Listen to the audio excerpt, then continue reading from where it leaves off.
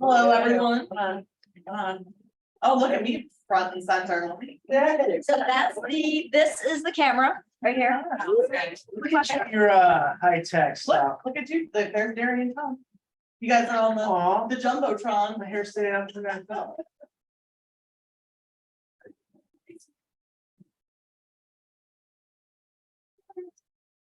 All right, sound check on Zoom. Can you hear me? Yep. All right. Yay. Okay, let me share a screen. Give me a second here. We're gonna get going.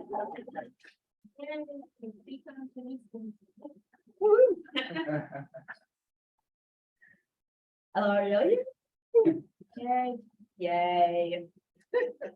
The enthusiasm, The enthusiasm. Oh palpable. my God. We're gonna have a lot of fun. Just want you to know. You're gonna I don't know if you're gonna have fun. We're gonna have fun. What's over there? That's really all that matters. That's really all that matters. Okay. Obviously, we know people will be hopping in just a minute. We are going to kick things off. On Zoom, if there's a moment where we're walking around and you can't hear us, please come off and mute and be like, excuse me, can't hear you. Okay. So we can. Put that up. Move so you can hear us. We might walk, we might do things. I don't know what's gonna happen. You don't know. What happened, anything. So like first official co-teaching moment. Sure is. I Welcome. might be excited. Pardon me just a minute. Global debut.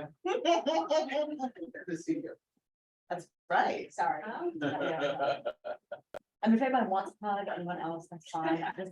Starter hugs. When in I'm doubt, gonna- get out. Shrink this down for now.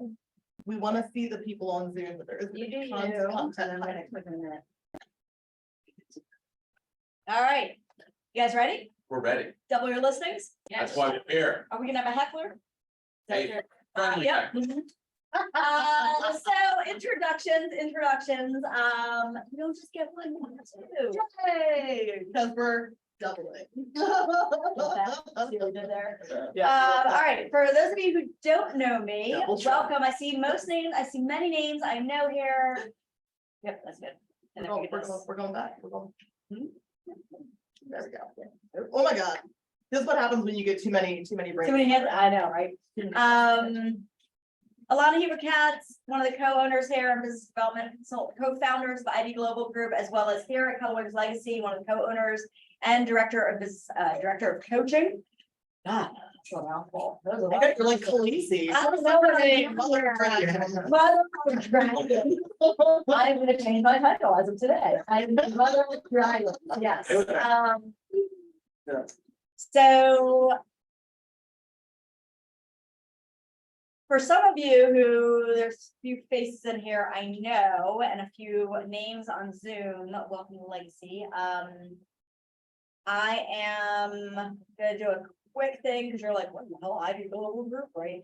Because that might confuse some of the Legacy people. So I also have an outside consulting business, and then Deanna is gonna introduce herself in just a second, also has an outside consulting business nationwide. And December. It's September Okay. of last year. I can't Officially. Anyways, sitting, banditos, margaritas, that's kind of how everything happens. Napkin might have been unfolded with a pen, literally napkin unfolded with a pen, and Best ideas are. we, Southwest, if you guys fly to Southwest, they have that printed on a napkin, and every time I see it, I send her a picture of it. That's so we actually, for this on a napkin. birthed this on a napkin a while back, Yeah. and so officially partnered together with our outside consulting stuff that we do. So, and if some of you in here as the legacy peeps are like, I know you in this hat, but I don't know what's happening here. So we travel and train and coach and consult and all that fun stuff. Hello, everybody. I'm Deanna Henry, Director of Operations for the Atwood team, these two gentlemen sitting out front here. As Ilana mentioned, I also started my own coaching company last year called Beanstalk Coaching, and Ilana and I both had big dreams and visions for what our business and personal life should look like, and they aligned Keep going, sorry. They aligned and we decided why not double our options, double our mindset, double all the things that we could have if we tried to do it ourselves and just do it together instead. So honored to be in business with Ilana, for those of you who know her, you know she's amazing. And we're really excited to kick this thing off and have you guys be the first part of our very first training together. Yeah. Welcome, y'all. All right, so let me ask a question. Y'all saw on Zoom and in person, y'all saw these emails, these things saying 5 steps to double your listings, 2 times your listings. So why are you here? And don't be like, because I want to double my listings, because that's a given answer. Yeah. Why are you here? Oh, yes. What do you want to walk away with? What are you hoping to get out of this? Knowledge, power, listings. How to execute those 5 steps. How to execute the 5 steps. Execution, I like that. I might be, you know me at the end, I'm always like, an action item is.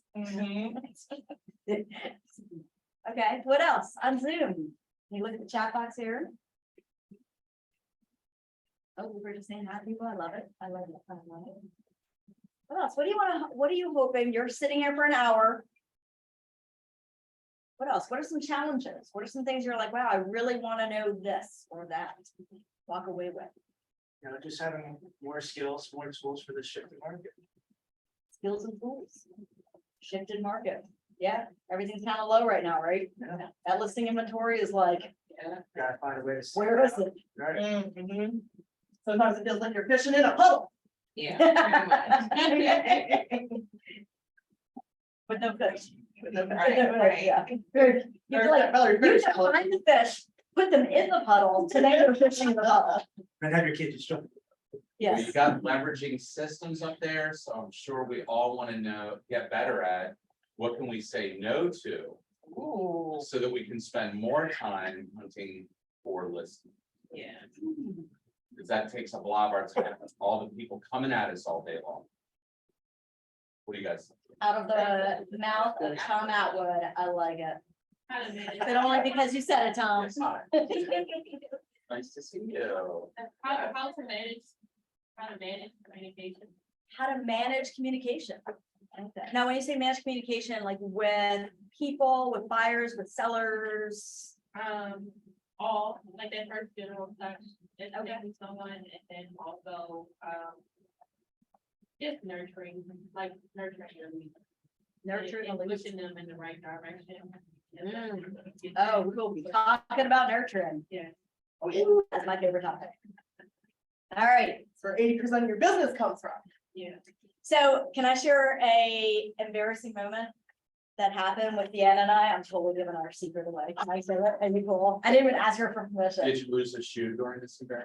Okay, no, but yesterday I was yesterday I was in an event with Jen Davis, who is this runs a huge team in Missouri. They did 538 closings last year. She did 102 buyers herself last year. Specialists. Absolutely. So yesterday I was at a session with her, learning, and that had nothing to do with the shoe moment that you just mentioned. But the shoe moment was I left to go to lunch, and I'm walking through the hotel lobby, go to the restaurant, and no lie, my shoe just went flying off and was literally like, I'm like, so I apologize in advance if my shoe goes flying off. Just means we're really excited to be now. We got a lot of The momentum. moment that Deanna and I had, so we put this together, both of us collaborate on the content here, and all of a sudden, both of us woke up this morning and separately realized, so I'm sitting there brushing my teeth, she's wherever she was. I come into the office, she's here, and I'm like, oh my God, I had this moment this morning. I just realized we had all of these bullet points that we're gonna discuss, but we never actually put it into 5 steps. We call it 5 steps. So we did it this morning. So this point, we're like, we never actually put it in. So that's, so I wanted to share with all of you that moment we both had this morning. Step number 1, mindset. 2, cost of not following up. Because it will cost you. 3, pre-qualifying with questions, what to say. and how to say it. And selling is not telling. It's Mm. listen. How to listen, leveraging systems. And we're gonna wrap it all with a pretty bow with affirmations, things that you can share with yourself, say to yourself to help with number one, which is mindset. That's right. Because all of this does not work if you don't have the mindset to make it work. That's right. Because before your buyers and sellers can trust in you, you have to trust in you. Like that. All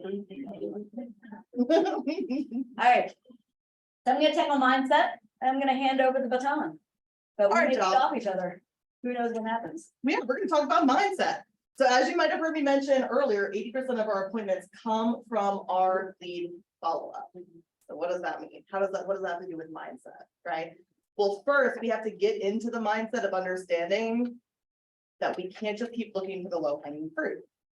There's no such thing in real estate. If you get low-hanging fruit, first call you make and they say yes, that is luck and nothing else. Intentionality comes from your follow-up, right? So we've got to change our mindset from I got to find the people who say yes to I'm going to be the person there when they're ready to say yes, right? So mastering it immediately increases your business and income at no extra cost. It costs you nothing but time and commitment to do your follow-up, right? There was it was interesting yesterday, gotta bring up on it, this is like perfect timing, because the event yesterday and all the stats and numbers that came out. So there's a gentleman yesterday who was at the event, real estate agent, he's been in the business 20 plus years. Does a fairly consistent, steady, solid business. Right? And wants to grow, and he was at that training. And he looked at me, prior to the training, he was talking to myself and one of our other coaches here, Kirsten. And he said, I realized in going through my database and going through past clients I had over the 20 plus years of business, that I have actually missed out on 72% of those people in his system all bought and sold in the future with other people. I'm going to talk about the journey of a client on a few slides. But he figured out that because of his lack of follow-up and lack of consistency with follow-up, all those clients who he already had relationships with, who he already liked, who they already liked him, 72% of them all went with somebody else. That hurts a lot. Yeah. Hundreds. And we've all been there, right? We've all been there. That's happened to every single one of us. Every single one of us. We'll call somebody up, we waited a little bit too long, we weren't there at the right time. Oh, thanks so much, we just sold last month. Well, maybe out of time machine. So it's okay, don't beat yourself up. The good news is, it's never too late to change your tactics. We can start today, right? First impressions are important. The sale will go to the agent with the best follow-up, right? So as I stated, be there when they're ready. We got to focus on the things we can control in this market. We can't control when they're going to be ready. We can have the right scripts, the right objection handlers, but the truth is the best way to get that yes is to be there when they're ready, and that comes from consistent follow-up. Provide real value, timing, and motivation. The better you are at qualifying, the better you will be at providing value. So what does that mean? Go ahead, Ilana. So somebody said one of the things they wanted was, what do you say? So I want to give you guys a little acronym. Nope, the acronym's the next slide. It's coming. So you will get an acronym. I was like, nope. Haha, I'm gonna give it to you. No, I'm not, I'm taking it back. I'm gonna put it right here. That's making all of you stay. Yeah, so I just teaser. You're gonna get an acronym, which I know you know, and I know you know. Yeah, but the truth is that it goes back to what we said before, selling's not telling, it's about asking powerful questions, right? So what we mean by qualifying is, what's important to you about that, Ilana? Why do you want to do that? Why is that location important? Why is this price important? Right? All of those things, understanding what's important to them is going to make you so much more powerful at having powerful conversation. Make sure you speak in their language. I know all of us put a lot of pressure on ourselves to sound like the professional agent in the room.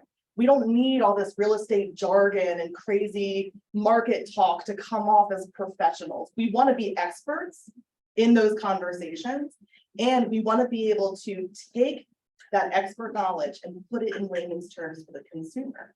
Some of these consumers don't know what an MLS is, right? For us, that's 101 conversation, but for the consumer, they might not know.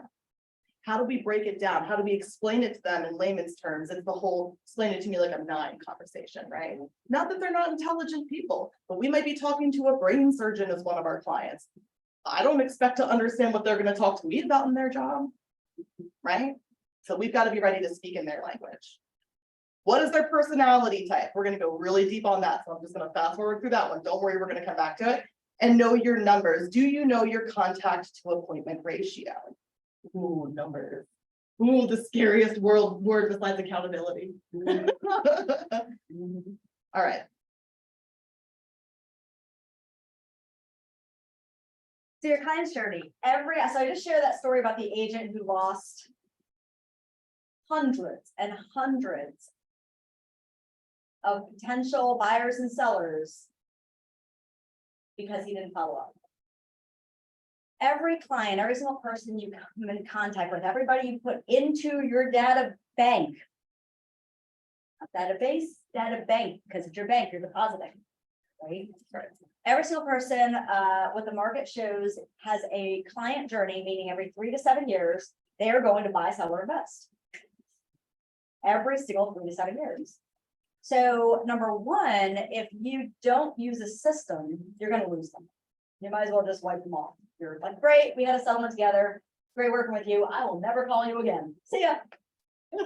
You'll always be fishing in the puddle. You're always going to be, actually, I'm going to use a different analogy. You're always going to be on this wide Atlantic Ocean trying to find that tiny minute every day in the big ocean. Well, whether you've been in the business for a week, a month, a while, 60, 70 years, right? It doesn't matter. You need to start somewhere. Now, the good news is if you've only been in for a year, you're starting fresh. So start smart. Yeah. And start smart. If you've been in for a while, now it's okay. How do I revamp? How do I revamp? How do I make it better? Right. Well, and what I love about this slide too is understanding that not only are you helping to guarantee yourself more business for the future, but what do we know about real estate? It almost always appreciates, right? Especially every 4 years. And most people, until they're older and ready to retire, are moving up. They're upgrading. So you have more potential to increase your average price point, right? To stay in touch and be in the network of people who are also increasing their average price point. I will share this also. So let's say this is Cynthia, and I just helped her sell a house and buy a house. It was a twofer. A twofer. We love twofers. We love a twofer. Now, I put her in my data bank. I have smart plans, which are automated emails going to her every month to remind her that I'm in touch. I'm sending her holiday cards, birthday cards, all the cards, right? I'm having client appreciation events. So she is not forgetting about me because I'm not letting her forget about me. I'm staying top of mind. Mm-hmm. What's interesting though is throughout this journey, do you think Cynthia will ever know anybody in her entire 3 to 7 years who might need a real estate agent? So I'm not waiting for Cynthia to be like, here's Cynthia, here's Cynthia. I just help Cynthia sell and buy. Now all of a sudden, let's say I'm staying in touch over the next year and her cousin's looking. So now I just landed her cousin, helped her buy. Now all of a sudden her coworkers looking, helped her coworker pitch in. Now all of a sudden, see where I'm going with this? So true story, yesterday, one of the panelists at the event, Samina, she's an agent in Howard County, unbelievable agent. She shared a story of how she was talking to someone in her database who wasn't ready financially. They had some major credit work to do. So instead of just writing them off, they're ways off. I can't help Jerry. He has too much work to do. Always. Personally, True professionally. story. True story. What she ended up doing was she stayed in touch so much. She stayed top of mind so much that she got 4 pieces of business within 1 year from this person who she couldn't help right then. They're 2 years away. This person's 2 years away from doing anything. Yeah. She had 4 closings from that person. it's not about that one person, it's about everybody else. But they know, and they know, and they know, and they know, and they know. Get it, Ilana. All right, so this is actually a real true story. 2019, I was coaching this gentleman, Justin, out in California. So Justin was a real newer agent. Okay, he was probably about a year in and struggling to have consistency. So in a lot of what we worked with nurtures, creating a pipeline, all of that, he started focusing a lot of his attention on his follow-up and building his pipeline. In taking the focus off the instant, and taking his attention off the, okay, where's that little minnow in this big ocean? And focusing on, wow, how do I build this huge business over the next year of all these people? Oh my God, Tamika, thank you. So all of a sudden, Tamika's like, yeah, I do want to do something next June. Oh my God, right, this is next June. And you're January and you're February and we're pulling people in. So because he changed his mindset and the way he looked at his business as an agent, he ended up setting 144 appointments. I didn't change the last year because the slides are outdated, but the story still holds true. He set 144 appointments in 1 year. Okay. In that year, Oh, sorry. Okay. Welcome to 144 appointments in 1 year, and 100 of those set, qualified, ready to go buyers and sellers, 100 of them came from follow-up. It came from, I'm just staying in touch with you. I'm staying in touch with you. You're not ready. I'm staying in touch with you. It Show came of from hands. staying top of mind. Who would like 100 more appointments this year? No, 100% of the room, Ilana. It's amazing.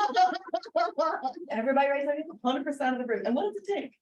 Oh, That's it. that's it. Follow-up is one of the absolute hardest things to master as an agent because it doesn't come naturally to us. Why do you, We are, why is it so hard? well, Tom, that is a fantastic question. I'm gonna answer that. All right, so some of you who work with me in coaching know that I love talk psychology. I'm even more than somehow. There is so we are programmed for instant gratification. We're programmed for today. We're programmed, think about it, elementary school, middle school, and high school, you were told where to go, what time, at what time, and you showed up and there it was. There was no visionary, there was no this, there was no bigger thinking, there was no next year. It was, you follow this plan. We were programmed from the get-go. The technology at our fingertips should increase that. Technology at our finger. I love that you just said that. Yeah. All of a sudden, we get these things called smartphones that are great and not great at the same Serotonin time. boost. Serotonin So boost. it ended up, our attention spans got less, and they're getting less as we get older. Correct. Really sad moment, okay? And then what also, oh, you want to order something? Boop, Amazon done. DoorDash done. DoorDash done. You need a What about- cab, Uber. Yeah, done. Uber done. Wine brisket. Everything's this. Yeah. Everything in life is this. We want everything today. We want everything now. We don't want to wait. And it comes to us. And it comes to us. Real estate is that smack in the face. That's like, haha, I'm not coming to you. You gotta come to me. Right? And not only do you need to come to me, you need to come to me when I'm ready. And, oh, I'm not ready today. I'm not ready until March of next year. So most agents, and when I say most agents, like 90% of agents, not 80, 90. Nationwide. Nope, write you off. You're not right today, you're not one of these, I'm done. Yep. Next. Nope, you're not right today, nope, write you off. You're not right today, nope, write you off. And that's why follow-up is so key too, because there's so many companies out there marketing to you guys, buy our leads, buy our leads, buy our leads. They're ready to go. They're ready to go. They're hot, they're hot, they're hot. All the leads in the world aren't gonna matter if you never call them and follow up. Yeah. Don't waste your money on leads. Leads are just that. They're just leads. Yeah. That's all they are until you pick up the phone and follow up. You're And so much better at that than me. Yes. Yeah.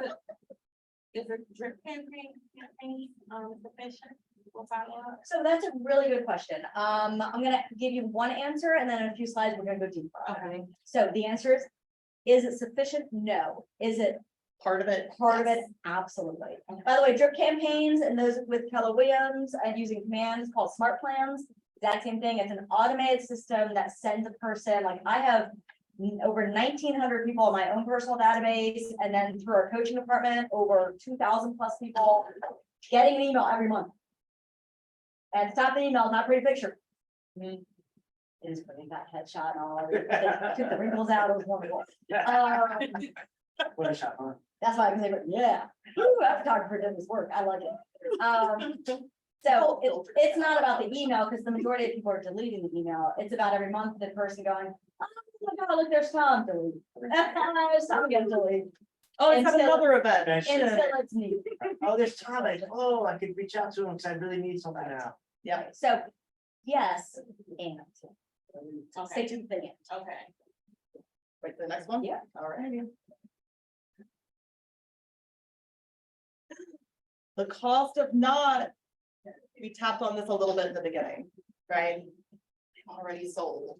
Oh, how many of you don't have to actually raise your hands if you're not willing to share, it's fine. How many of you have been there? Yeah. Oh, so many times. And the truth is, it will happen again, right? No matter how much you master the follow-up, it will happen. It will happen significantly less. That's Tom. That's it. So annoyed. That might not be the face that you make while you're talking to them, but as soon as you hang up, you're like, right? You get angry. Nothing's more painful than that. And you wonder, because we do, unfortunately, it's so hard to not take our business personally because we're dealing in emotional experiences with the people we represent. And so when we get so invested in their experience and their transaction, and then they go and use somebody else, we're like, but I thought we had something together. Thought we had something special, you and I. The truth is, you did. How did we maintain it? Mhm. How did we maintain it? Right? You did have So, something special. true story, personal story. Year one of real estate. Those of you who have been in trainings with me have probably heard this, so sorry, you get to hear it again. My first year in real estate, I didn't have any systems together. I mean, I had a database, but I didn't, the automated emails. I wasn't calling my sphere of influence purposely once a quarter to remind them I'm in real estate and ask for business. Because I was like, no, that's social media, they'll remember me. You know, that post I did like 6 months ago. I'll just call one day. Yeah. And honestly, guys, that's just yeah. ego. Oh, It's that's just so ego. right. Oh, 100%. And it's okay. I have it too. I'm like, I was so special to them. We're not. What ended up happening was one of my best friends, two of my close friends. Now, when I say close, we are all like, this person I get together with weekly. These two people I get together with monthly. In a matter of 3 months, Emma, Chris, and Viv all bought and sold with other agents. Oh. All of them over $400,000 homes, if not more. Who just got. Crunching the numbers in those 3 months of what I lost commission wise, it was well over 30,000+. They all used other agents, not because they didn't want to use a friend, because there's gonna be people in your life, like my husband's parents refuse to ever use me, ever. They won't even let me refer because they don't want to mix any of that. You're gonna have those people. Just know they don't have it, and it's fine, it's love. You have to respect it. You don't have to like it, but you have to respect it. These people, if not, you're gonna beat yourself up and it's negative thing. Don't bring negative in there. Yeah. These people didn't use me because of why? They forgot, yeah. Yep. They forgot. Yep, they forgot. Oh, yeah, you're Asian. So I was literally at my friend's family barbecue and she's telling me all about how her house going on the market, she's moving to buy a new one and blah, blah, blah. And I'm like, I'm sorry, what? What did you say? For you. And she looks at me, I was like, yeah, that's really awesome. And she goes, wait, can we do something in real estate? Ding, ding, ding. Girl. So now we have to kind of like take our ego and kind of suck it down deep and be like, all right, mirror in front of face, whose fault was that 100%? And don't tell them to buy a car to celebrate, okay? Blow up their No, deal. Don't do that. That's amazing. I do. Yes, Jerry. Wouldn't be on our plan. Every single person Love it. will forget you're in real estate, even your closest relatives. I was on a Zoom with my brother last week with a friend of his. We were on a Zoom, he was introducing me to a friend of his, and he couldn't even tell his friend what I did. My brother, My didn't even fiance, know. he tells me all the time, somebody at work's looking to buy, oh my God, did you give him my information? Can I get theirs? I didn't Yeah. mention it. You have to This is our livelihood. It's not only following up, but then we have to take it one step further and we have to educate them. Yep. On what we do and how we do it And why it matters to them. and why it matters. Why it matters to them. One more thing before we go to the next slide that I want to just touch on is the prospecting, right? Be honest, who loves hitting the phone and lead generating? Who just like can't get enough of it? Nobody. Yeah, right? I say there's So you nobody raising force their hand, I'm yourself, sorry. like you force yourself, you prep. I don't know what you're doing. You're listening to the Rocky theme music in the shower in the morning. Like, I'm gonna lead generate today. I'm gonna lead generate today. I'm gonna do it. I'm gonna do it. And you work so hard and you psych yourself up and you make those calls. And then you don't follow up. Oh, what was it all for you guys put in so much work. You worked so hard. Follow up on that hard work. You guys deserve it. The sales funnel. So just running through this really quickly, oh my God, I forgot to put my watch light. I went like this, that didn't work. So running through this really quickly, we all know, we got a person, we got a new person, right? We met them wherever we met them, whether it was a lead that we provided you with from coaching, whether it was self-owner, whoever it is. They go in this top portion, this funnel. They're not here yet, they're not a person ready, because over 80% of people aren't ready yet. And they're 9 to 12 months out at least. So they go to the funnel, they're new. Have you talked to them? That means they're contacted. We had voice to voice. Even if you said to me, I'm not ready yet, you are now contacted. Then contacted to appointment, right? On average, does anybody know the percentage of contact to appointment ratio? Voice to voice to setting an appointment. What percentage? I work here. 12-1. 35 times. 5%. What that means is 5% of the number you contact will be turned into appointments. Could turn into appointments. Could across the board. Lead sources change that a little bit. There's different averages, right? It's not, let me talk to 2 people. Hey, here's my appointment. So then from appointment to actually meeting, there's no such thing as 100%. So not everybody is going to show up on you. Not everybody will move forward with you. Not everybody's going to sign with you, and then obviously committed, and then yay, celebration time. You want it. You're under contract. You're moving forward. You're closing the deal. Yes. If we get to a lead and they're not ready, for whatever reason, whether it's credit or it's timing or whatever, can we still make an appointment, or do we just? So that's a fantastic question. My answer, if you ask me that Monday, is actually now different as of yesterday. Okay. So my answer prior to yesterday and sitting in Jen Davis's thing, which I typed up the notes and actually going to do like kind of a debrief on that in the next few weeks. Stay tuned for an invite. I mean, she closes over 100 buyers in a year. They did 538 units. I think it's someone I want to listen to. That's pretty amazing. My answer Monday would have been stay in touch with them, keep in touch every single month, find out when they're ready, what kind of work they need to do to be there for when they're ready. You don't need to move them yet. My answer as of today is now different. My answer today is if they talk to, so get them in touch with a lender, because that's really how they find out when they're interested. A lender doesn't mean you're buying tomorrow. A lender means let me educate you to show you what your buying power is for when you're ready. Our job is to offer options. It's options. So let's say that lender says they got some credit work to do, they're gonna be ready in 6 months. 6 months goes like that, right? So what you wanna do is, hey, what I'd love to do to make it is sit down. I'm so excited you took that step, talk to the lender. I'd love to sit down and have just a 15-20 minute strategy session with you.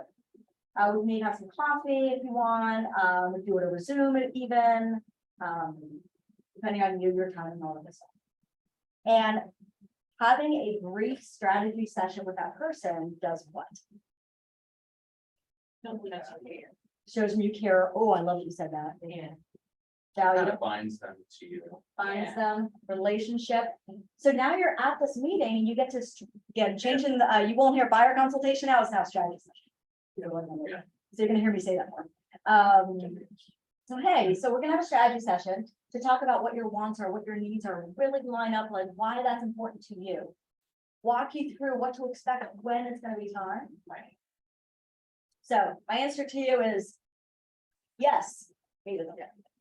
Yeah, because obviously our goal is to get them to sign an agreement. Our goal is to get them to hopefully transact and close, right? It's a great question. But before that, we're talking about it in a domino sequence. The first step is get in front of them. How do I get in front of them in person? Right? So you also become a person then too. Yes, ma'am. Yes. So I do that. I will link them with the lender. One of my issues is a lot of these lenders don't want to be bothered with doing the whole credit counseling, if you will. Any recommendations? Because it's like if I'm gonna send them to a lender, I want to be able to send them to a lender that I trust. I also want to do the same with the credit counselor that I trust. Credit counselors ring my phone, I think at least once a week. So, they could, I want it to be somebody that I trust and I know they're gonna be right by them and also, Well, that's where your relationships, that's where you, as agents, so here's the thing, buyers and sellers are our clients. That's, we have a duty to build a relationship with, Yeah, to our work fiduciary with. responsibility. The lenders and all of them, we are their clients. Right? So, we actually have a deal that may not fall through, everybody, cross fingers today, because of a lender that a buyer chose. And because the agent, not one of ours, because the agent. Just FYI. Because the agent didn't know, most likely, I'm gonna assume, probably didn't know how to educate those buyers on choosing a preferred lender that person knows and trusts and is gonna take care of them, right? Yeah. So form relationships. Get relationships, Yeah. talk to the lenders, take them out to lunch, And and not take you out to lunch. And network with some of the agents and teams in your market that you absolutely respect and they're doing a lot of business. Chances are they've got 2 or 3 really strong lender relationships and I'm sure they'd be happy to refer to you. Ask around that way, because I can tell you, we got lenders knocking down our door 5 times a day. Can we represent your people? Can we represent your people? I don't know. What are you gonna do for me? right. I mean, we have. How do I know I can trust you? We have 2 preferred ones here at Legacy, Uh-huh. that those are the only 2 that anybody who works with us knows that I will only talk about these 2, and it's because of the relationship we built with them, the years of business that they have worked with our agents and all of that, and what they. Yeah. And these are lenders that would offer like the whole counseling piece if necessary. It's a conversation to have with them, so the answer is yes, Okay. and that's where you call the letter and say, hey, do you do this? And if the lender's like, I don't do that. Okay, No doesn't problem. mean they're a bad lender, just means that's not the right person for this person needs it. Right. So you always have one. All right, those are very good questions. Yes. Could you go back to the last slide? What I did? With the sales one. Thanks. You know I'm excited right now, I right? know you are. All right. I know you are. Everybody take out something to write on or type on. And if you don't have something, bring out your phone, you got a note section in there. Call notes.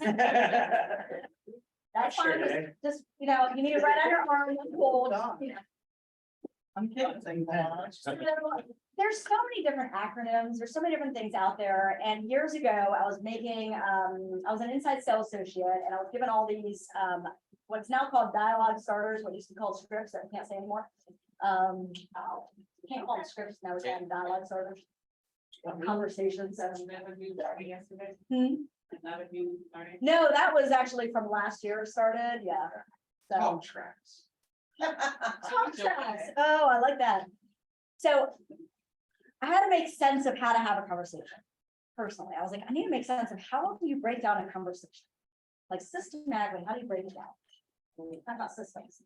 And I put this thing in place called MCAT. MCAT. Motivation is always first. Motivation's first. Criteria. Can we go play this? Yeah, Oh yeah, we're gonna do it. Ability. I set us up on the whole line. Ability, put next to that, financial. So what's their ability to buy? What's their ability to sell? Do they owe a lot on their house? How are they gonna pay? And time frame. So we're gonna do a little demonstration. Your Like, marker's ready to go. No pressure, people, no pressure. Gonna be super fun. Deanna's gonna play the part of a buyer. Sure. Buyer, seller, whatever. Combo, a twofer? Sure, we'll do a twofer. Buyer, seller. All right, so, well, no, because let's just do a buyer, and here's why I'm saying that for this practice, is because when I got on the phone with a seller, the second they say I need to sell because I want to buy, I'm just going right in and getting the appointment and getting out there today. So I'm gonna turn you into a buyer right now. That's fine. All right. So I'll start from scratch. Ring. Never talked to her, by the way. She's just some random lead I have. Ring. Hello. Hey, this is Deanna. Yes, can I ask you the phone? Yeah, hi Deanna. This is Ilana with Keller Legacy, a local real estate agent. Listen, thanks so much for taking my call. Listen, I see that you were planning online and looked at some homes. That's exciting. What has you thinking about making a move? Well, couple of things. I'm currently renting a single family with a small garage. But I really need a much larger garage for my extensive Vespa collection. I'm outgrowing my space. So I heard you're renting, you have a Vespa collection. Definitely want to ask you more about that because that sounds exciting. Oh, yes, I'm very proud of it. And you need a bigger garage for growing the Vespa collection. Yes, yes. So let me, what else is really motivating you to get out of renting and buying your own place, along with this amazing large garage? Well, I am a person of hobby, I'm a hobby enthusiast, and I recently just picked up playing the drums, and a lot of my neighbors keep calling the cops on me for being too loud. So I'm looking for a place that has a little bit of space around me too, so I can just play my drums any hours of the night, as loudly as I want, without ticking off the Joneses. So what kind of music, like when you say play drums, like what kind of music? Heavy metal and smooth jazz. I'm Wow. trying to do a combination piece. We'll see how it works out. Do you ain't thought of recording like a puppet or something? Not yet, but that's the next hobby I'll be picking up next year. I want to pause for a quick second. What am I doing right now? Having a conversation. Say that word, Having a conversation. having a conversation, what did you just say? Rapport, Showing genuine interest. showing genuine interest, Someone said building a relationship out there. building relationship. I'm gonna add the word, so yes, yes, yes, yes, and listening. Yeah. A lot of times what we do is this. Okay, so great, you wanna get out of renting, you want a bigger garage, you got Vespas, that's cool. Okay, next question I'm gonna ask you is this, next question I'm gonna ask you this. We get it, how many bedrooms, how many bathrooms, how many this, right? We move too quickly here. Criteria, so people think on logic, they act on emotion. Logic is, I want a bigger garage, 3 bedrooms, 2 bathrooms, and a yard for my dog. That's logical. Logic. Emotion is, she needs more space around her so she can have cops not call on her when playing her drums. She can really tap into her music passion more, right? And she's probably sick of the cops being called on her. She doesn't want to go to jail. I'm a free spirit, I need my space. And she has this collection of Vespas. By the way, when you practice with people, she has this collection of Vespas she wants to grow, which by the way, I'm gonna go deeper, not right now because of time, but I would go deeper into that. What got you into the Vespa? Like, where's that? I mean, I almost studied abroad in Italy, and that was it. right, like spend, if you are on the phone with someone and this section right here is less than 3 minutes, you do not have their motivation. If you got the phone, you look at your time spent on your phone, you're like, oh, great. I scheduled showings and that only took me 45 seconds on the call. Perfect. That person's not showing up for the showings, they're not home. People don't care how much you know until they know how much you care. Can't say it enough times. So now so we get the motivation, takes about 3-ish minutes to get this. That's not long. Can we spend 3 minutes with somebody? Yeah. This is not an hour, by the way. Don't spend an hour on the phone with people. Becoming their best friend. Not looking at anybody. Now I'm gonna summarize. I'm gonna make some of this stuff up. Yeah. I'm gonna summarize and go to the criteria. This is the emotion. So first of all, Deanna, thank you so much for sharing that. Not only do I really want to hear some of your music now, I'm super curious. I kind of want to see the rest of the collection. No problem. I'm excited to show you. Oh, sorry, thanks. What I want to do is I just want to make sure I heard you correctly. So what I'm hearing is you've been renting for like 6 years. You are sick and tired of it. Over it. You're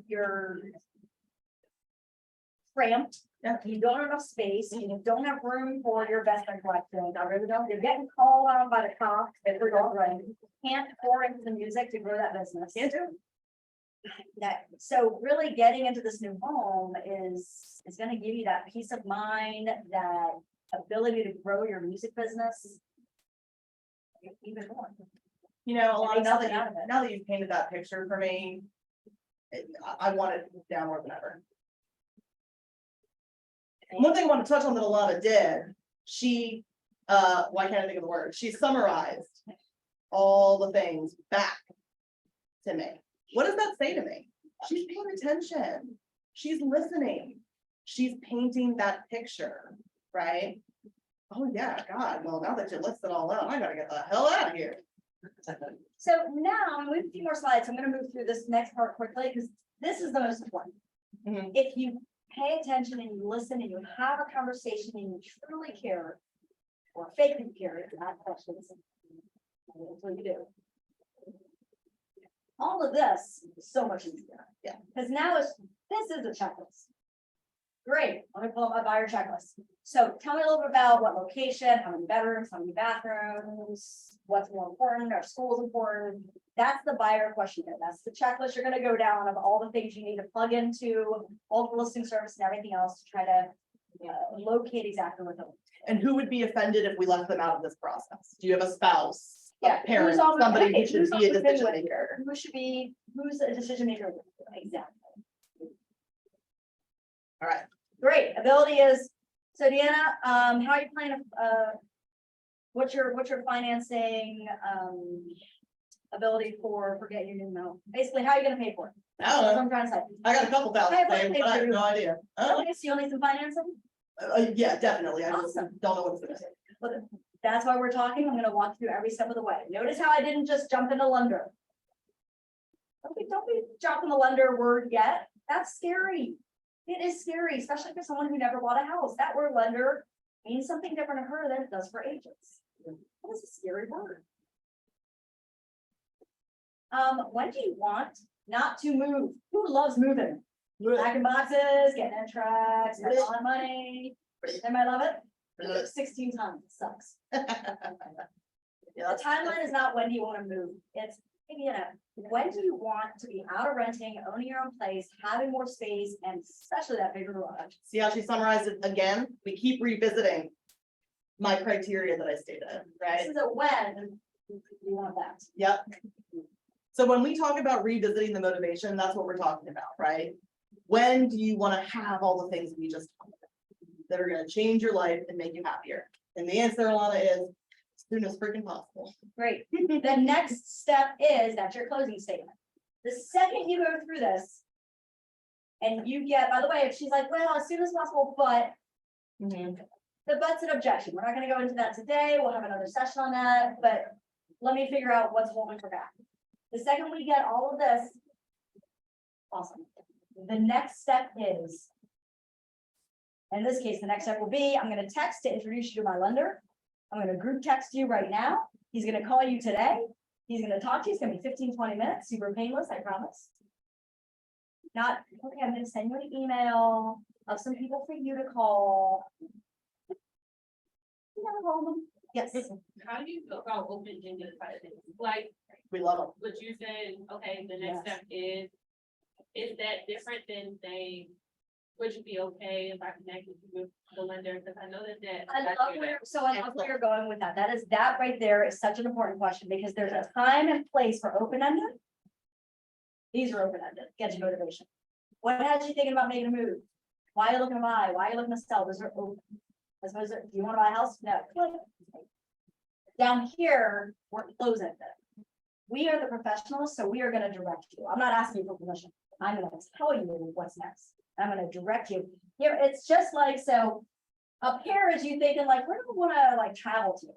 Where do I wanna go? I don't wanna go there. Wow, God, I think I wanna go get like a good sushi. So really need this sushi. Down here is my GPS telling me where to go. It is my Waze directing me to DC. Like I had to go to Bethesda yesterday and it was taking me all the back roads to bypass the traffic. So my little Waze guy was talking to me the whole drive saying, make a left, make a right, this way, make a left. You went to Bethesda. No, two going. Okay, I was gonna say, you're serious about your sushi. Although I have driven to Bethesda. So There you go. I've gone out of my way to pick Robin before, so I. Yeah. One thing I Did want to that, mention did that about, answer the question? Yes, Okay, awesome. another question? yes. So to piggyback on her question, so we should just direct them, don't ask for permission, connect it with the lender. 100%. That's not a turn on, Oh, not. or like as opposed to like offering an option, like, Because you did this. okay. And you say to them the sentence, you say to them, oh my God, I'm so excited to make it a help you make this a reality for when you're ready. Yeah. Notice how I'm taking the pressure off. Yeah. The next step is for me to connect you with one of my preferred lenders. I work with a few of them. They're all awesome. I will email you all of them. If you want to talk to all of them, that's great. But I'm actually going to connect you with one of them today. His name is John. And are you cool? What I'd love to do is actually just group text, introduce you to John, and then have him call you. But hold on, let me just, I know I was like, oh no, wait a minute. 15-20 minute call with John today. He's just gonna walk you through and share with you what your buying power is, so we can start making this reality for when you're. Are you available? Now, this is where I will ask a question. Are you free for John's call sometime between 5 and 7 tonight? Because I know you work, right? I know you work during the day. I'm giving a big time frame because I don't know John's schedule. I know that he works at night because we're in real estate. But I can't say 5 o'clock because I don't know John's free. So I'm gonna say 5 to 6. And follow-up doesn't stop with that client, follow up with that lender, right? Yeah. Hope is never a So strategy. now I'm gonna text, hey, John, meet Tamika, da, da, da. She's excited to get her big garage for Vespas and all this stuff. She's free between 5 and 7 tonight, waiting for your call, first time home buyer. John's gonna then be, if they're the right lender, John's gonna then be like, hey, Tamika, I can't wait to call you. I'm gonna call you at 6:30. Perfect. Later that night, you're gonna text that lender out of the conversation. Right. If I know I was calling at 6:30, I'm gonna text the lender at 7. Is John here? What's happening? And I'm gonna call you 9 o'clock the next morning as follow-up. How Hey, do we- how'd it go? How'd the call go? Right. So it is, everything we do should always be moving forward. Everything we do should be moving somebody forward somehow. Are we moving them forward to put them into our system to have a proper follow-up based on the time frame we've learned? Are we moving somebody forward to connect with the lender today? Are we moving somebody forward to now start showing houses? Everything's a moving, what is that next step? Yeah, great question. And we can't emphasize enough the power of that motivation, guys, because the truth is in the back of their minds, they might understand why they want to buy. They might understand why they want to sell, but they've never said it out loud. They've never had someone force them to go, oh yeah, and this would be, do this for me. And then this would do this for me. You know, I didn't think about it before, but this would mean this for me. Yeah. They've verbalized it. It's cemented in reality now. How do you rebuttal if they are like, nah, I don't want to talk to them right now? Well, I can really, so first of all, welcome it in. Don't get defensive. If you get defensive, you lose. Wow, thank you for sharing that. Thank you. I'm glad you brought that up. Do you mind sharing with me some of the concerns you have about that? Find out why, because here's the thing, when people don't want to talk to a lender, it's because they don't know something. They're not educated on something. The majority of time, this is what their mind is saying, ready for it? This is what's happening in their brains. You're saying this to them and their brain's going, My God, I didn't file my taxes, I didn't pay my bill yesterday that I had to pay. They're gonna see all these things. I They're don't gonna know where see my how much statement- money I either do or don't I, make. you know, I don't know where my W-2 is. I don't know where this is. They're gonna ask for all of that. This is what's happening in their brain. Yep. Are they So- gonna do a hard inquiry? Is my credit gonna go down? So we need to Yes. find out what are their concerns and then put their mind at ease and educate. We're not salespeople. I can't walk up and be like, all right. You know, Vivian, I'm gonna sell you this house today. Here's your keys. Here's how much you're gonna check. Sign these papers, don't worry about what they Just say. on the paper. That's We are consultants and educators. right. Put sales tactics, my things, move forward. Everyone good on MCAT? I know. Is everybody okay if we go a few minutes over? Okay. All right, we talked about qualifying, take a picture of the slide. We're gonna kind of move a little faster through these to get to some other slides. These are just some example questions Yep. that emphasize what we just went over. Everybody got their pictures? Take a photo, take a photo. Yeah. And. Oh, man. We spend a lot of time here. We'll try not to.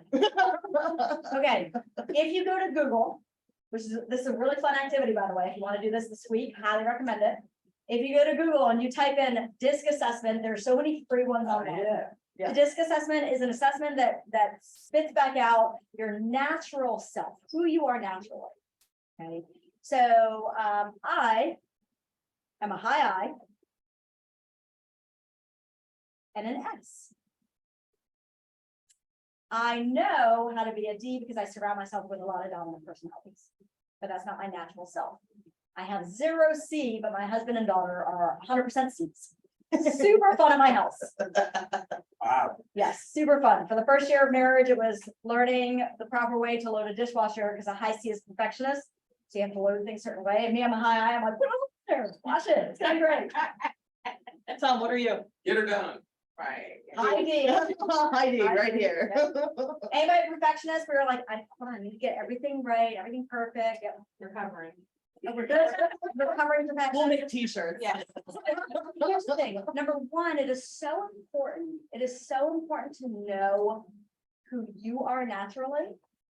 Right? And then there's some great graphics out there on walking, like literally if you Google disc assessment, there's some beautiful images that walk through what they all mean, how to communicate with different styles. There's so many free things online about this. This is cool to study, and here's why. Do we have the buyers and sellers change their personality for us, or is it in reverse? Mirror and matching, y'all. That's where this really comes into play. Okay. Showing up for them in the way they're responding to you. If I get on the phone and Ilana answers and she's like, I got 5 minutes. What do you got? D. I gotta get in and get out and give her the answer she needs. Right? So as a high I, that was my hardest thing to do when I was first talking to people on the phone. Because I just want to make friends with them. I don't even know you. Yeah. But the majority of people are not high Is. The majority of the population is not high Is. So the majority of the buyers and sellers I had were everything else but my personality. So I had to learn the very hard way and a whole lot of studying of this and practicing like crazy. And writing out my own, I'm gonna say it, scripts, writing my own scripts, right, of bullet points of how can I interact. Watch the dollars. Thomas, Tom, you're too. Real business. Really. So, I had to learn how to match somebody else. It is still a struggle to this day, because that's my natural self. Yeah. If you have when you're walking into a house, here's how you know. If someone's like, let's go, let's fast, they're a dominant personality. Yeah. If the person's like, oh, God, I'm just not really sure yet. Can you walk me through that? I'm not too concerned. Like, I want to sleep on it. They're somewhere here. They Yeah. could be perfectionists. They could be an S, which is kind of slow, risk averse, like steady. They want to make like, sure they hold have all on. the answers before they make. Yeah, so they're asking, decisions. like, they want more of a walk me through everything step by step to understand it more. And then if you are a high dominant personality, And you are talking to that kindergarten teacher who is most likely a high, by the way, kindergarten, you can tell also by professions. And engineers usually see somewhere, someone who owns a business, usually someone who's a kindergarten teacher is usually an I. It's like that scene in Toy Story where she's like, can I stop smiling? They never stop smiling. They're like Barbie. That's not. Good. Okay. Right, he's a high I, he's also a D. Yep. So, You're always smiling. I am. I know, see? I I'm know. always on the high end, yes. so just so you know, if you are a high I and you are confronting or trying to assist a high D, you're gonna have to rein it in, big time, big time. Not the way. Rein it in. Oh. They don't care about the weather. They don't care. Don't ask them like 20 million questions about dogs. They don't want to be your You friend. can still ask here, but this is more of like a ping pong. Yep. Oh my God, awesome. Bigger garage. I love that. More best friends. Wonderful. What else? Yeah. So we're like doing this like dance. And so it's like, oh my God, tell me more. They're gonna be like, Same thing if we were a high D Sure, though. and you encounter one of these compliance or steadiness people, right? Slow down. Resist the urge to be like, I got 10,000 things to think. We wrap this up. You're gonna destroy the report. Take a minute, take a breath. Listen. So it helps to know ourselves and it helps to know how to identify these things for people that we're in. tonight, Google disc assessment, find a free one. There's so many free ones, take it. And then look online. There's so many great reports educating you on how to communicate with each one of these Sorry, I personalities. had one of those nasty follow-up. Yeah, we heard. Yeah. We all I heard. just got the appointment. Yes. Yay. All right, now take a picture. Yep. Take a picture. Actually, you don't want to take a picture. That's fine too. Yeah, we won't be offended. It's okay. Some text examples for While follow-up. you're taking a picture, I'm gonna say this about text. The purpose of text is to get them on the phone to have a conversation to build a relationship. You can't build a relationship with text. No, even people on Tinder gotta call each other eventually. They need to schedule Why a you face to saying? face. Happy married man, by the way. Nobody quote. Right. That's right. The phone is your friend, as much as we might It's a not tool. like it. It is a tool. You can't build a relationship without it. Categorize your leads, y'all. This is really, really super important. The simplest way to do it is A, B, C, D's, and E's. If you guys want to take a picture of this too, this is how you know how to prioritize the people you're following up with, right? You can do this in your CRM. If you don't have a CRM and you're using a spreadsheet, Nope. Have a call. Nope. Talk to No? me. If you are using a spreadsheet, you need a coaching session with me. that's right. There We have you go. lots of free CRM. Don't be giving them an, don't be giving them the idea of a spreadsheet. Garrett always says the system you use is the one that's working, right? So start Sure. with a system, any system that's gonna help you categorize. I know a lot, it's okay, I prefer the CRM, you trust me. We're navigating away from spreadsheets. Because you can't do tasks, tags, smart plans, follow plans, automation. all of that. And this is gonna help you with those smart plans, with those auto plans, right? It's gonna give you the opportunity to say, "God, oh, man, who should I call first today? The people that are closest and ready to go. And make sure you're updating these. I can't tell you how many agents I've talked to and that I've met with and that I've coached who have an A that's still labeled a D. How's that serving you at all? Oh my God, you're not gonna call them, that's gonna have a buy and sell someone. I would say they will, when you do call them, they will be, you know, maybe just That's a great spot. Oh, thank you. I do want to point something out. So this slide used to not have the word year next to it. And then Deanna and I were talking about this and I said, yeah, we had year and here's why. Because I made a huge mistake. I was doing these labels. I was taught this, I was doing these labels. And everything said 1 to 3, 3 to 6, 6 to 9, or 7 to 9, right? And I never knew. So if I put someone in today, June, whatever, of 2023. Okay, and I label them a C. I don't know when I put them in. Like, I don't know when I put that label on. So I don't know what 6 to 9 months from, I'm not gonna remember that I put Deanna in here on June of 2023, so 6 to 9 months is, so my labels turn into 6 to 9 months, 2023, or C, 2023. Yeah. So I know, like, okay, I talked to them in June, like, I talked to them this year, so I know they're this month out from this thing. The 6 to 9 months from when? And I'm also cutting all these timelines in half anyway, so. Absolutely. Every time, please do that. Every single time a buyer says to you, I'm ready to go in 6 months, they're ready in 3. Yeah. Every time a buyer says, I'm ready to go in 12 months, they're buying in 6. So if you're waiting 6 months to call them, your call is gonna be, oh, congratulations on buying your house yesterday. That's right.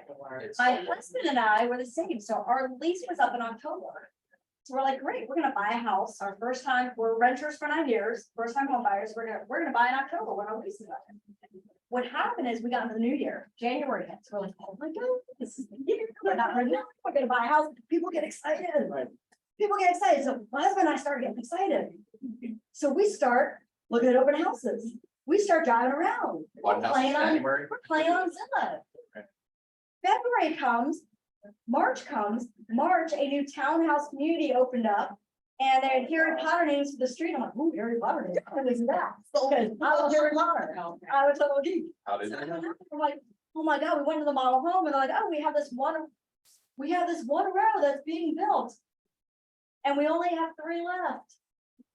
And this one that is not the highest range, because we're not about to pay that, the middle range one, is gonna be available in April. By the way, this is March, in April. So it was like the beginning of March, so end of April, so 6 days. They're like, do you want that? Because we don't have anything after that for another year. And I'm like, no, I want to live on Alchemy Lane. Because that's a cool name. It's right off of Butterberry. And double, it's right off of Butterberry, double Butterway. No lie, that's where I live. So- Red pill. I live near about all. So we literally went to a model house, put in a contract that very day, and moved the very end of April and got out of our lease, and they figured out closing costs, blah, blah, blah, and it worked out great. We didn't have to, because the offset of how things worked price wise and the lender we used, there were options where we didn't have to double pay our mortgage or our rent and our mortgage at the same That's right. time, right? No. So- options for We you. were talking, if an agent, if any of you called me that beginning of the year, I would have said, yeah, October. And then if you weren't calling me every single month to follow up and touch base, you would have followed up with me probably, I'm guessing, September, maybe August. I would have been like, oh my God, we've been in our house for months, it's beautiful. Well, you told me October. But is it their fault or is it yours? Sorry. Right? And that's what we have to remember, That's guys. happening, really. You It's- lied to me. It's not their obligation to call you. It's our obligation to be there when you're ready. That's right. Send me the slides. Yes, everyone will get copies, especially because we might not get to them all. At an extra cost. Ooh, Just really quick Are we making picture. a cake here? This is literally, making. layers of success, Tom. Let's make it a cake. So same thing as a funnel, right? Same thing as a funnel. You put people on the top, you capture them, right? Let's say you all talk to, by the way, let's say you all talk to 10 people today. Hint, hint, challenge, action item. You all talk to 10 people today. Right? Now, not all 10 will be friendly, but you talk to 10, you've captured them, they're in the top, you've contacted them. You've connected. Now, out of those 10, you probably have some people you're cultivating, you're nurturing. For maybe next June, maybe February, maybe January, maybe December. Again, take their time frame with a grain of salt, because whatever time they give you is not the right time, it's always gonna be super. Right? So this is your business. You start with the top, you keep filling the top. Notice how the top is bigger and it comes down. Right? If you have this huge top of people, there was a guy yesterday, Ryan Butler, great agent, and he was sharing that he's like, I always have 100 people that I know I can reach out to regarding real estate. I know these 100 I can reach out to, not because they have a need, but they're easier calls. They're people that I can touch base with more regularly. These are my 100. And I know out of that 100, I will always capture 10 who have some sort of real estate need at some given time. And I know out of that 10, I will get 2 to 3 appointments. He knows his law of numbers.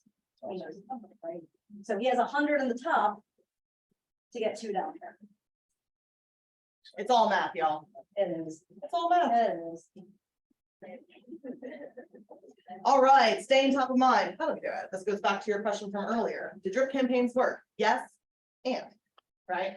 So we're talking about bi-weekly neighborhood updates. What does that mean? It means we're gonna send them every 2 weeks something of value about what's happening in the neighborhood they either currently live in for sellers, the neighborhood they want to buy in for buyers. Okay, No, what's really cool about that is if you are in command, if you're with Keller Williams and in command, there is a smart plan literally called bi-weekly neighborhood nurture. And it's completely done for you. You don't have to do any research. You don't have to do anything other than, do I have Tom's name and email address? Do I know either where he lives? Or do I know an area he wants to move to? I plug in that address or neighborhood or even a city, like my friend Adam lives in Howard County. I don't exactly know where he lives, because him and his family would always just meet out somewhere. We've never been to the house. But I know Howard County, there's a, I start wondering. so I was like, okay, I don't know. They have little kids, I get it. So I just plugged into Columbia.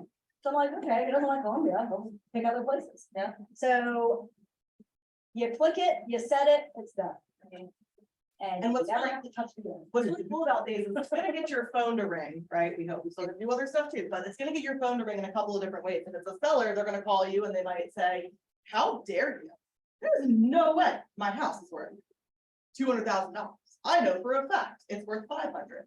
Yeah. Thank you so much for letting me know. I totally understand.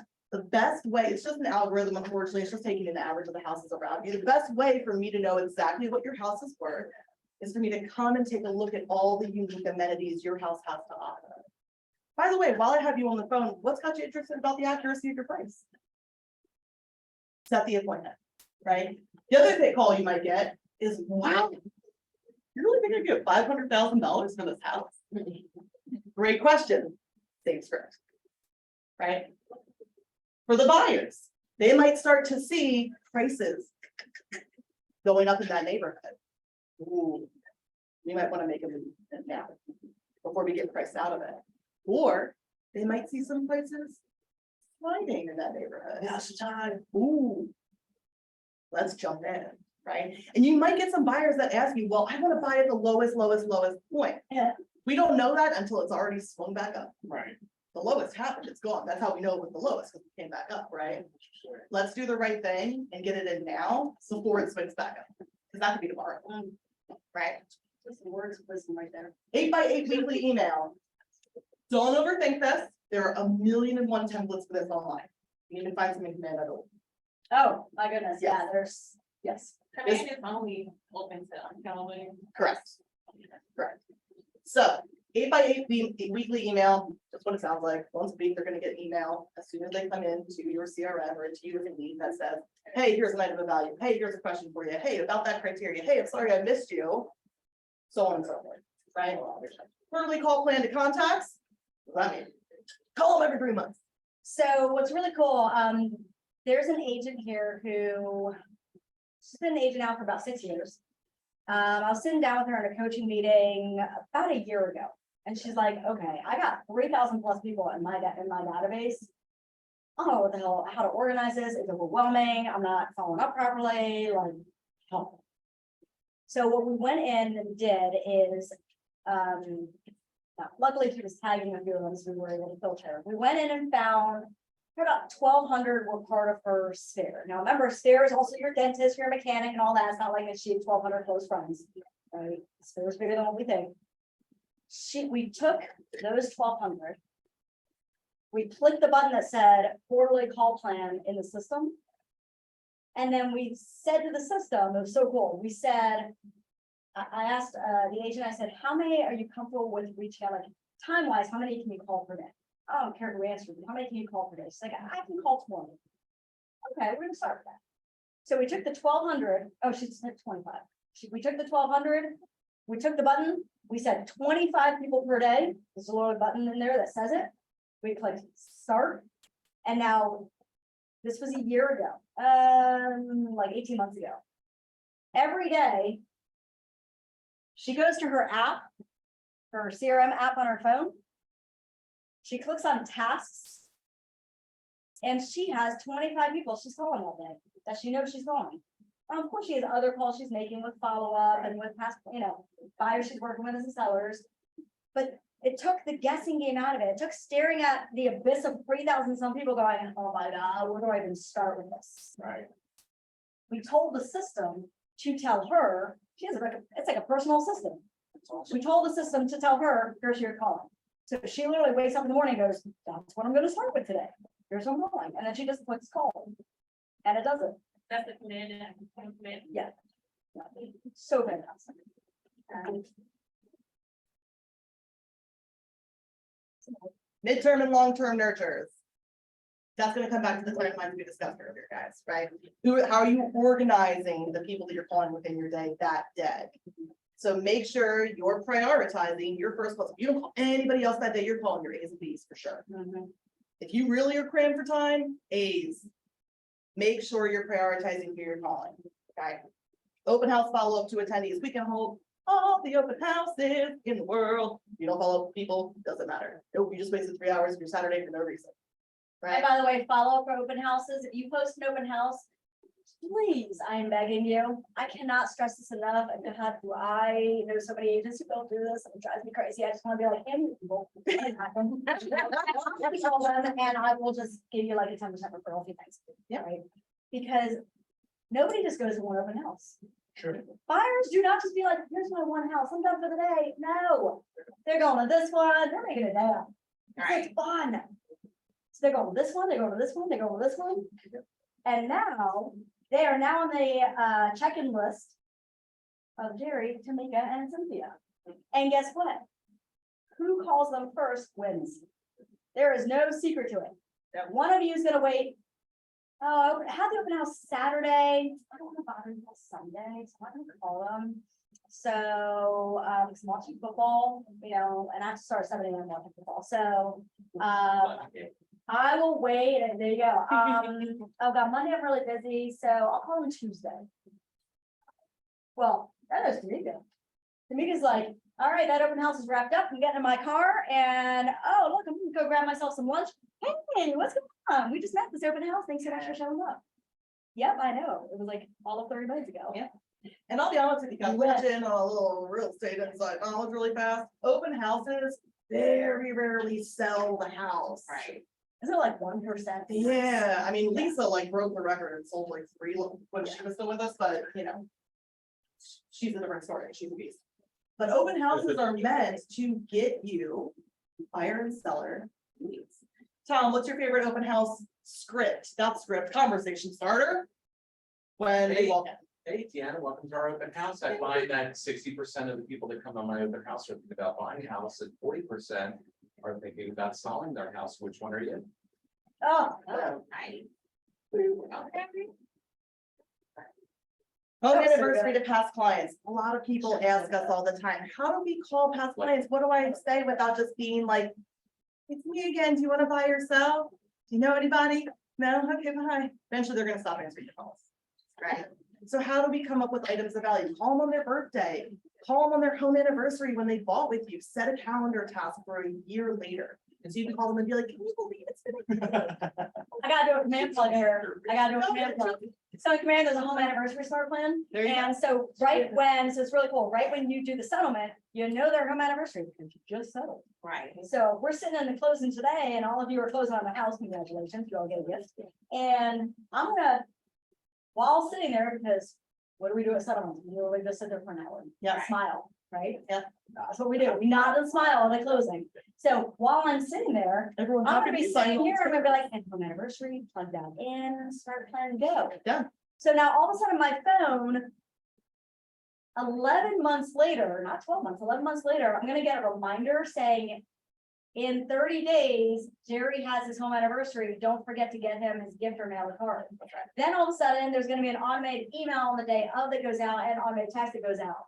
Oh, you're ready. I know this. We've actually taken it a couple steps further. So when our clients sign and settle, we have a task for our agents to call 30 days after that closing. And I know it's been a month. Are you all unpacked? Can I help you with anything? Has there anything come up in the house since we closed that I can assist you with? I can recommend contractors, landscapers, interior designers. I am your one-stop real estate shop. How are you and the family settling in, right? Call them again 6 months later. It's been half a year. Congratulations. How are you guys doing? Same questions. How can I be of assistance to you? Get in that conversation. Then ask, by the way, while I have you, who do you know that could also benefit from some of my services? Not, do you know anybody? That's a yes or no, oops, right? Who do you know? What gifts are you getting for the anniversary? Any recommendations? Great question. Loaded Handwritten note question. card always goes a long way if you have a small budget, just so you Yeah. guys know, those are still important. Yeah. What is that? A note? Handwritten note card. Yep, Handwritten mailed note card. them. That's all, Yeah. yep. Yep, Little yeah, it all gift card depends if you on, it want depends on to. your budget, if you're doing now. It does, yeah. I'm not spending tons of money, Just the fact that you called them and you remember, they're gonna go, you know what? I must be the only client they have. They're always hoping wanting to go along the something. way the day of, stopping by their house for the handwritten note card. If you happen to have a budget for this, you build some revenue to have a budget. You might go in, maybe you stop by that home anniversary day, like actually go to the house, Yep. on their home anniversary day. And maybe you know their favorite food or snack or wine or something. Everyone loves Yeah. those, okay. One key piece of advice, and I am, Personal to based on what you've learned about them, right? Yeah. If they could, some coloring books or something on the summer. one key piece of advice, I am not an accountant, I am not a CPA, verify this with your accountants and CPAs. However, the last I checked, you cannot write off more than $25 as a gift as an expense to your business, okay? So either keep it under $25 or slap your name or logo on it, and then you can write it off some more thing. Just so you guys I like that. verify with your CPA, Agent swag. agent swag, that's right. I have a cutting board that someone gave me as a closing, well, not closing, gifts, not my agent, but gave me as a gift. And if they were my agent, this would have been a really cool gift because I use it all the time, like literally to this day, 7 years later. And it has their, even though they weren't my agent, they still put their information on it. It has their information. But it has welcome home, Ilana and Brian, and it has our address on it. That's just a really beautiful cutting board. So every time I pull, I use it every day. So I pull this, because it is a great cutting board. It's like, You gotta use that. Right? Because consumables are great, but the thing is, they get consumed. And then they don't exist in their home to remind them, right? What can you use that will maintain or withstand the test of time, so to speak? And honestly, guys, again, think about your budget. If it's smaller, invest in stickers. You can slap your sticker on a coloring book, on a cutting board, on whatever the heck you want, and be like, yep, marketing. Write it off. Many of you guys in here watch Schitt's Creek, it's like that scene with David where he's like, it's a write-off, you just write it off. Maintain your marketing budget. Watch your gift budget. so we're gonna move really quickly because we are way over time and I have to zoom together and. Thank you guys for hanging out with us. So, we will send these slides out to you. So video marketing, here's the thing, it's 2023. If you're not incorporating videos into anything you're doing, please start small and start today. It can be, if you don't like your picture on it, I totally understand. It took me 3 years of somebody trying to talk me into doing my own video. And now I'm like, now you can't get me off a video. Go out, tour a house, and now the picture of the house, and they just hear your voice. Oh my God, hey guys, I'm here at this video, I'm here at this house, or interview a lender. That's a really cool video. Hey, can I quickly interview you? And then have the lender talk. Yeah. Now it's not you, it's them, right? And don't overthink it. You don't need special lighting. Don't you overthink need, it, you know, yeah, just, you have a phone, video, go. People know You I don't can trust you. Yeah. Be yourself. We talked about this. Yeah. A little bit more, so this is just more in depth. Right, so it's just making sure you stay in contact. That's with right. And people. one thing I will say is, guys, no matter who you're talking to, whether they're a past client, their sphere of influence, or even their potential business, the goal, the end goal is always, always, always, how do I get them on my 36 touch? Answer that for yourself. What is my criteria? What is my definition for getting this person onto my 36 touch? It stinks. All right, really quick question for everybody. So you get a lead, you never talk to them. I'll give you a lead right now. How many times do you follow up with them if they don't answer? Yeah, you can coach. I'm a student, I'm a student. 2 to 3 and I'm out. Ouch. Ow. I love that. Today my girl said to something else, like, yeah, you're a coach for me. A minimum of 5 to 6 times in a 10-day period.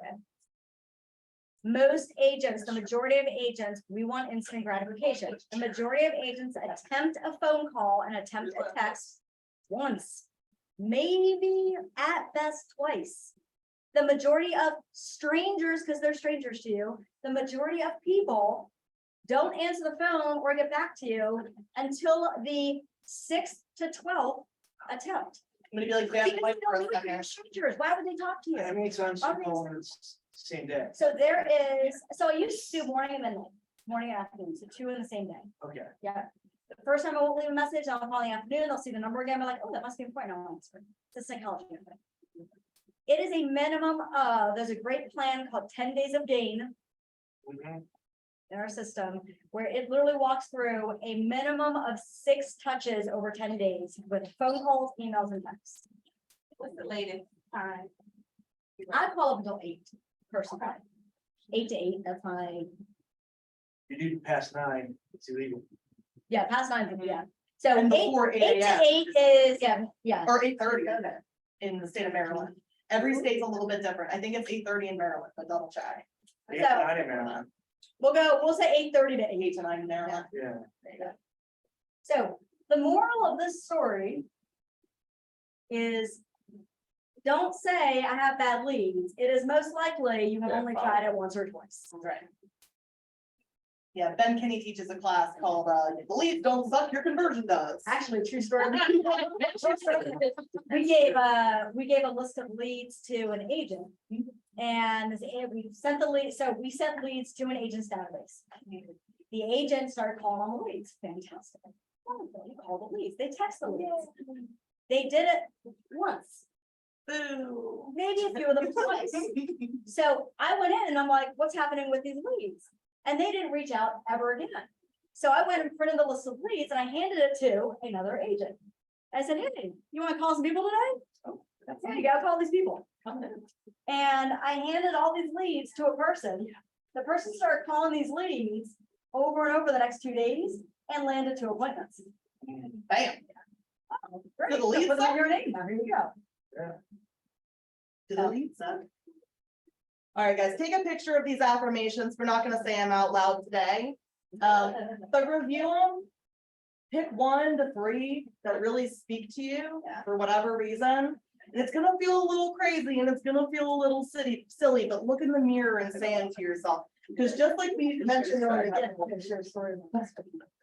So when I first started in the business, I started as an inside sales associate. Some of you know that already. It is a lead gen machine. I smiled and dialed, I dialed for dollars, That's it. and set appointments. So prior to getting licensed, I set appointments for agents. Tom happened to be the very first agent I ever set appointments for. We've come full circle. We still got some Back in nurtures, we still got some nurtures we're working, right? Listen, it's still to this day, nurtured. So I remember in the very beginning, number 1, I failed miserably at Googling, then started to have success. I had to psych myself up. Yeah. I blasted music, I got my coffee ready, I got my breakfast ready, I got my leads ready, and I'm like, I got my little checklist, because I want to talk to 50 people, or sorry, 20 people. So I had like my little check boxes that I made 20 check boxes, so I knew that I couldn't leave my little closet I sat in, like legit, you saw it, it was legit, like I actually moved coats at my little closet. Legit, headset on in the closet. And I had a little whiteboard next to me. I had a mirror so I could smile at myself. So if I wasn't feeling good and someone answered the phone, I had to smile and think it. And they can hear that smile. over Oh, like a locker, Truly. little locker, like high school lockers. Yeah. Did that. If you think just because they can't see you means they can't hear it, You talk about Wrong. discipline. Right, because I had a certain amount of time to make a certain amount of money or I had to get out of the business. So- That's motivating. Right, I quit a job, I was quitting, I was still for in the beginning, but I was quitting a job and I couldn't quit the job unless I made this amount of money to be able to do it. And I was like, I hate my boss, I want out. My boss, that job was horrible. So I put my little things up, I had my check boxes, and then I literally stood there in the morning and I went like this, got my music going, and I was like, whew. Jumping jacks, some of the closet doing jumping jacks was super fun. And it was, they're home, they're happy, and they want to talk to me. They are home, they're happy, and they want to talk to me. They're home. So people would walk by and literally hear me screaming this out of the closet, like, oh, my. Because you gotta psych yourself up, because if not, you're gonna beat yourself up. It's true. It comes back to what we were talking about before, right? And How you kept should closing. anybody, And it was wonderful. Yeah. how should anybody trust you if you don't trust you? Right? You gotta believe in yourself. Why should they believe in you if you don't believe in you? Right? And there's a difference between confidence and cockiness, but if there's two things that I would say always be absolutely confident in, it is your market knowledge and knowing that you care about these people's experience. Care and market knowledge. If you can find confidence in those two things, you are going to be a force to be reckoned with in real estate. All right, training's only as good as one thing you're gonna take away and implement, so I'd love to hear from two people. Two people, not four people, two people. What's one thing you took away from this that you're going to implement today? One, two. Everybody. I don't know. Can you hear anywhere? So I heard call, and then I see a hand here and a hand here. I would say definitely the smart plan and then also, MCAT. So the way that you communicate, yeah, you've been someone that you guys do there. I think that was really good. Love that.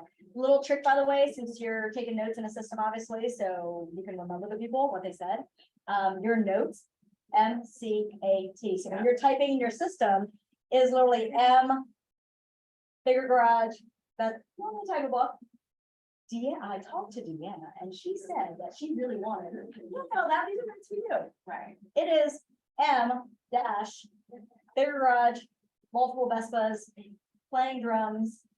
No more cops being called on her, It's a roadmap for conversation. tired of renting, needs space. C dash. Canton area. 20-minute commute. To this location, 3-bedroom, blah, blah, blah, blah. A dash, connected her with John on text, following up tomorrow. T dash, ASAP.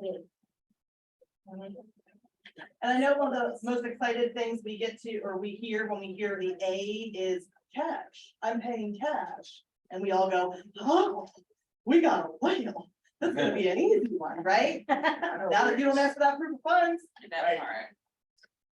Yeah. how do we know? We're just gonna trust them? I'm sure they're lovely people. Sure, they're lovely people. Could you go back to that slide before the disc, Or they did. before the disc slide that had, all the questions that you're asking? Let's see here. Yeah, I think that's a great one. For the qualifying. Instead of, like you guys said, instead of selling, you're having a conversation. Yeah, we're not convincing anyone to do anything. They're either gonna buy or they're gonna sell, Can't force them. right? Yeah, we can't force anybody to buy a home. And if you do, get out of business. Right? They're coming for you. Straight up, I mean, seriously, we're here to service people, give them options, right? And I don't know a lot of people, I mean, maybe, but I don't know a lot of people that were like, oh. I can't believe that realtor tricked me into buying this house. You know, they're either going to or they're not going to. How do you recommend handling people who expect, have champagne tastes and tap water money? Ooh, that's an excellent question. So, It's so true, though. Yeah, okay. It is. especially in I the big cannot cities, yeah. stress the importance of that very first strategy session. I want to apologize in advance for everybody who's about to join us at the 2 o'clock coaching huddle, because you're gonna hear me say that word so many times, you're gonna have like nightmares about it. My new favorite. It is. So, so At that first meeting you have with the agent or with the buyer, whether it is over the phone, on Zoom, in person, when you're talking to them, getting their motivation, you're setting expectations. I mean, motivation comes first, but you're setting expectations. And one of the expectations, I'm gonna give you two strategies. One of the expectations is, hey, listen, I'm so excited to help you find this place, blah, blah, blah, blah, blah, and represent you. And I just want to share with you some expectations. Is that cool? Because I want to be as honest with you as possible throughout this whole process. Does that sound fair? Yeah. Okay. One of the things that I do want to let you know is on average, it's a nationwide stat, on average, buyers typically find homes that meet about 70% of their criteria. So I want to just know from you, what are the top 3 non-negotiables? And you limit it 3. Do not say 4, do not say what are all the things you want, because they will give you all the things you want. Force them into telling you just 3. Okay, so if we find homes with these 3, you're ready to go. Yes, cool. Now they might change it throughout. You might revisit, they might make some changes, you sit down, you have a heart to heart, hey, what changed? Yeah, let's talk through your top 3 again. Did something change? We need to take one out, put one in. The second strategy, this is gold. Ready for this? Your strategy sessions at the coffee shops and Wi-Fi. You pull up right MLS right there in front of them. You talk through motivation, you talk through this, you set expectations. Now let's plug in and start looking at some homes online to save us some driving and gas money. Sound good? Cool. So what I want you to do is down right here, you're going to see the number change as I start plugging in your criteria. So in the beginning, it's like 5,000 plus, right? Okay, so you wanted 3 bedrooms. Ooh, now it's down to like in Towson. Okay. Oh, now it's down to like whatever, 46. Yeah. Everybody's like, oh, wow, that number's done. Yeah, keep watching it. Now I Okay, gotta now have you you want 2 bedrooms or more. Okay, 2 bedrooms. Okay, now it's down to like 17. Okay. Listen, all I'm looking for is 2 to show you. I'm looking for 17. We're gonna show. I'm showing you 2. But Alana, I want it for $200,000. Now we're gonna plug in your criteria, your pricing range. Your range. There's always a range, right? Okay, it went down a little more. Now it's like, you know, okay, now you mentioned that you wanted A, B, C, D, E, F, and G. Let me plug all those in. They will actually look at you at this coffee shop and they're like, excuse me, I went to 0. Where's all the houses? Yeah. Okay, well, we plugged in a lot.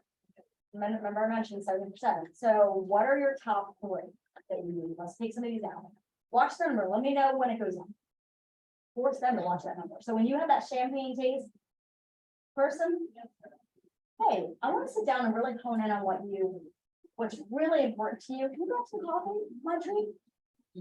Oh, let's sit down. Let's do that.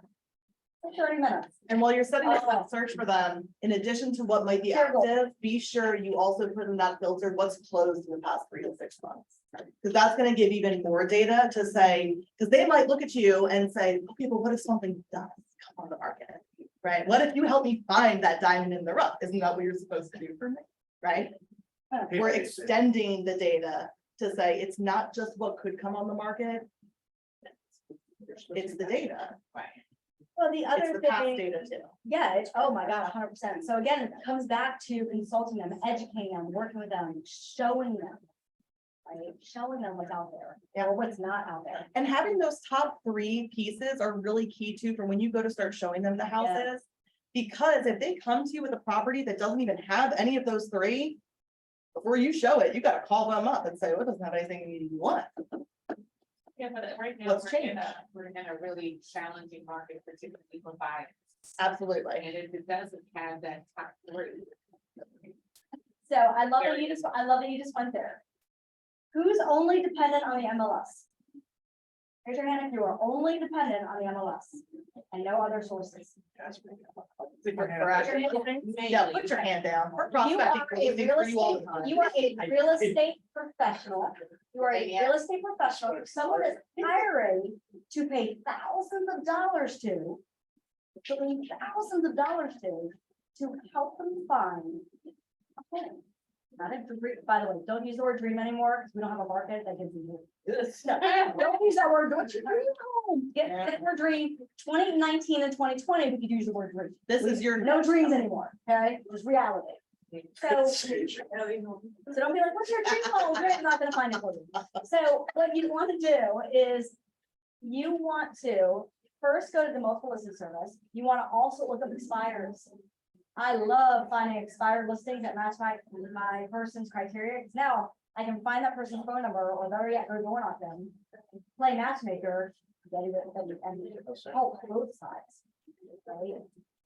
Think outside the box. Look up for sell by owners, but you have a conversation with that owner first about how they're gonna pay commission. Right? Get out there first, make sure it aligns, right? Make sure you get that first. For sale by owners, expires, off-market properties. What are off-market properties? Every single house in the state of Maryland that's not on the market. Property's not on the market. Okay. Playing matchmaker. When my best friend was looking for a house in this one certain waterfront area, which she didn't buy anyways, because she changed her criteria 20 times. 32 houses later, she bought a new build. It's like. Sometimes it's gonna happen. Sometimes. So, yeah, I told her, I'm so glad I'm not representing you and your son is, because I would fire you. I told her that, yep. Well, the location she first wanted, there was one house on the market. We went to the open house. I lasted 30 seconds in this home. It was so disgusting. I was like, I can't, I'll meet you outside. You go ahead. She's my best friend. That's why I did it. I'm gonna sit outside. You let me know what you think. Horrible. So there was nothing else, but she wanted that area. So the agent at that moment in time who was representing her that I partnered her up with, he not only wrote a handwritten, he typed up a letter to the homeowners, 2 sentences. I have a pre-approved buyer who is specifically looking to move into your neighborhood. There's nothing on the market that is available for her. Are you open to seeing what your home is for? We call those golden letters. That's a golden letter. Because it's like a Willy Wonka golden ticket. He typed the letter, he signed it, he then went to over 100 doors. So he went Monday, Tuesday, and Thursday, because Wednesday's his issue's cool. So he went Monday, Tuesday, and Thursday, and he did 100, this townhouse community, and hundreds of them. So he went to 100 on Monday, 100 on Tuesday, and 100 on Thursday, and he went ding, ding, ding, and if they weren't there, don't touch the mailbox, federal offense, you will get in trouble. Yeah. But he went and he hooked it to, do not touch mailboxes, people. Woo, you will go to jail. The federal government. You will not pass gas, you will not collect $200. You can put it in there. Do not touch a mailbox at all, not even a finger on the mailbox. No, No. You can put it in the door, you can And no make door knockers in a, the city. you can go and you can Yeah. put it on depending on where you are, you can put it places, right? So he went and knocked 100 doors Monday, he went and knocked 100 doors Tuesday, and he went and did it Thursday. Now, he did have people who reached out to him for home evaluations. Nothing aligned with her criteria because she was champagne taste. Unfortunately, she was champagne taste in the champagne budget, just with a lot of criteria and changing it 20 million times. But that's not here nor there. I don't mind the champagne, but. But he, Yeah, that's fine. Like, here's what's really cool about that activity. He wasn't able to match her with something that was because of her change that she had. But what did he end up doing? I got a couple houses. yeah, a couple listings, yeah. Listings in that neighborhood out of 3 days of work. And the truth is, guys, we're not pulling the wool over their eyes. You genuinely have a buyer. Yes. Like, Oh, you don't lie. genuinely Don't do. say I have a buyer if you don't. No, don't do that. That's unethical. That's wrong. Yeah. But when you really do have a buyer that can't find something in that neighborhood, you're like, I really do. I'm not just one of Yeah. those real estate agents who's trying to scoop your business. I've got one. But don't use the word family in anything in writing, because that's also fair house.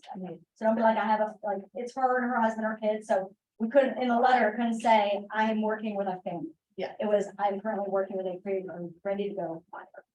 I have a pre-approved buyer looking to buy in your neighborhood. Are you looking to know what your home is for? That's it. Yep. Wow. I'm looking to help this buyer move into this area. Are you looking to get a free home evaluation? Sometimes, And you're looking to get your foot in the door. Right. You're Yeah. hoping that it matches up. You're hoping that it matches up. sometimes establishing a little bit of FOMO helps too, right? So when you knock on that door and instead of asking them if they are, you say, who do you know in the neighborhood that's looking to sell?